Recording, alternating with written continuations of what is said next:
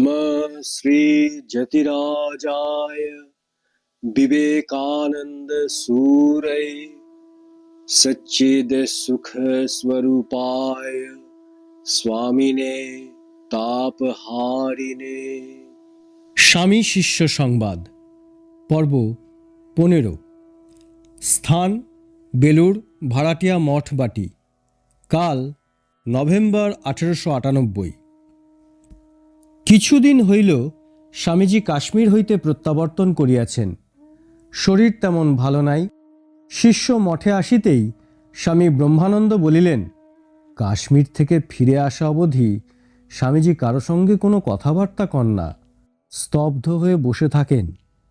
তুই স্বামীজির কাছে গল্প স্বল্প করে স্বামীজির মনটা নিচে আনতে চেষ্টা করিস।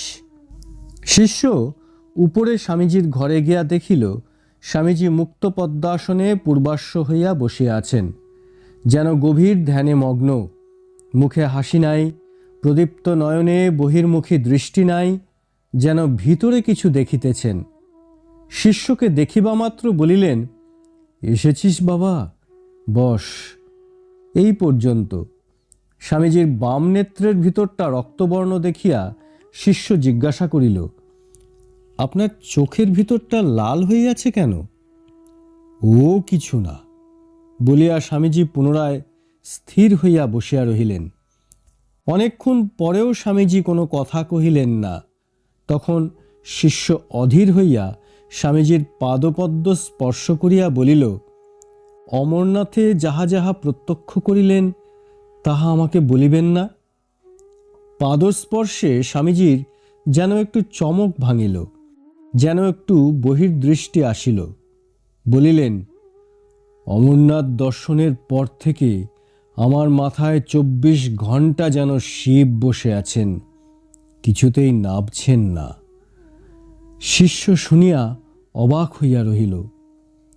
স্বামীজি, অমরনাথ ও পরে ক্ষীর ভবানীর মন্দিরে খুব তপস্যা করেছিলাম।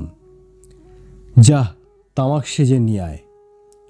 শিষ্য প্রফুল্ল মনে স্বামীজির আজ্ঞা শিরোধার্য করিয়া তামাক সাজিয়া দিল। স্বামীজি আস্তে আস্তে ধূমপান করিতে করিতে বলিতে লাগিলেন, অমরনাথ যাবার কালে পাহাড়ে একটা খাড়া চড়াই ভেঙে উঠেছিলুম। সে রাস্তায় যাত্রীরা কেউ যায় না, পাহাড়ি লোকেরাই আসা যাওয়া করে। আমার কেমন রোগ হলো, ওই পথেই যাব তো যাবই। সেই পরিশ্রমে শরীর একটু দমে গেছে। ওখানে এমন কনকনে শীত যে গায়ে যেন ছুঁচ ফোটে। শিষ্য, শুনেছি উলঙ্গ হয়ে অমরনাথকে দর্শন করিতে হয়, কথাটা কি সত্য? স্বামীজি, হ্যাঁ, আমিও তো কৌপিন মাত্র পরে ভস্ম মেখে গুহায় প্রবেশ করেছিলাম। তখন শীত গ্রীষ্ম কিছুই জানতে পারিনি, কিন্তু মন্দির থেকে বেরিয়ে ঠান্ডায় যেন জড়ো হয়ে গিয়েছিলাম। শিষ্য, পায়রা দেখিয়াছিলেন কি? শুনিয়াছি সেখানে ঠান্ডায় কোনো জীবজন্তুকে বাস করিতে দেখা যায় না, কেবল কোথা হইতে এক ঝাঁক শ্বেত পারাবত মধ্যে মধ্যে আসিয়া থাকে। স্বামীজি, হ্যাঁ, 3-4টে সাদা পায়রা দেখেছিলুম। তারা গুহায় থাকে কি নিকটবর্তী পাহাড়ে থাকে তা বুঝতে পারলুম না। শিষ্য, মহাশয়, লোকে বলে শুনিয়াছি, গুহা হইতে বাহিরে আসিয়া যদি কেহ সাদা পায়রা দেখে তবে বুঝা যায় তাহার সত্য সত্য শিব দর্শন হইল। স্বামীজি, শুনেছি পায়রা দেখলে যা কামনা করা যায় তাই সিদ্ধ হয়। অনন্তর স্বামীজি বলিলেন, আসিবার কাল তিনি সকল যাত্রী যে রাস্তায় ফেরে সেই রাস্তা দিয়াই শ্রীনগরে আসিয়াছিলেন। শ্রীনগরে ফিরিবার অল্পদিন পরেই ক্ষীর ভবানী দেবীকে দর্শন করিতে যান এবং 7 দিন তথায় অবস্থান করিয়া ক্ষীর দিয়া দেবীর উদ্দেশ্যে পূজা ও হোম করিয়াছিলেন। প্রতিদিন 1 মণ দুধের ক্ষীর ভোগ দিতেন ও হোম করিতেন। একদিন পূজা করিতে করিতে স্বামীজির মনে উঠিয়াছিল, মা ভবানী এখানে সত্য সত্যই কতকাল ধরিয়া প্রকাশিত রহিয়াছেন। পুরাকালে যবনেরা আসিয়া যখন তাহার মন্দির ধ্বংস করিয়া যাইল, অথচ এখানকার লোকগুলো কিছু করিল না। হায়, আমি যদি তখন থাকিতাম তবে কখনো উহা চুপ করিয়া দেখিতে পারিতাম না। ঐরূপ ভাবিতে ভাবিতে তাহার মন যখন দুঃখে ক্ষোভে নিতান্ত পীড়িত, তখন স্পষ্ট শুনিতে পাইলেন মা বলিতেছেন, আমার ইচ্ছাতেই যবনেরা মন্দির ধ্বংস করিয়াছে। আমার ইচ্ছা আমি জীর্ণ মন্দিরে অবস্থান করিব। ইচ্ছা করিলে আমি কি এখনই এখানে সপ্ততল সোনার মন্দির তুলিতে পারি না? তুই কি করিতে পারিস? তোকে আমি রক্ষা করিব, না তুই আমাকে রক্ষা করিবি? স্বামীজি বলিলেন, ওই দৈববাণী শোনা অবধি আমি আর কোনো সংকল্প রাখি না। মঠফট করবার সংকল্প ত্যাগ করেছি। মায়ের যা ইচ্ছা তাই হবে। শিষ্য অবাক হইয়া ভাবিতে লাগিল, ইনিই না একদিন বলিয়াছিলেন, যা কিছু দেখিস শুনিস তা তোর ভেতরে অবস্থিত আত্মার প্রতিধ্বনি মাত্র, বাইরে কিছুই নেই। শিষ্য স্পষ্ট বলিয়াও ফেলিল, মহাশয়, আপনি তো বলিতেন এই সকল দৈববাণী আমাদের ভিতরের ভাবের বাহ্য প্রতিধ্বনি মাত্র। স্বামীজি গম্ভীর হইয়া বলিলেন, তা ভেতরেরই হোক আর বাইরেরই হোক, তুই যদি নিজের কানে আমার মতো এরূপ অশরীরী কথা শুনিস, তাহলে কি মিথ্যা বলতে পারিস? দৈববাণী সত্য সত্যই শোনা যায়, ঠিক যেমন এই আমাদের কথাবার্তা হচ্ছে তেমনি। শিষ্য আর দ্বিরুক্তি না করিয়া স্বামীজির বাক্য শিরোধার্য করিয়া লইল, কারণ স্বামীজির কথায় এমন এক অদ্ভুত শক্তি ছিল যে তাহা না মানিয়া থাকা যাইত না। যুক্তিতর্ক যেন কোথায় ভাসিয়া যাইত। শিষ্য এইবার প্রেতাত্মাদের কথা পারিল, বলিল, মহাশয়, এই যে ভূত প্রেতাদি যোনির কথা শোনা যায়, শাস্ত্রেও যাহার ভূয় ভূয় সমর্থন দৃষ্ট হয়, সে সকল কি সত্য সত্য আছে? স্বামীজি, সত্য বই কি?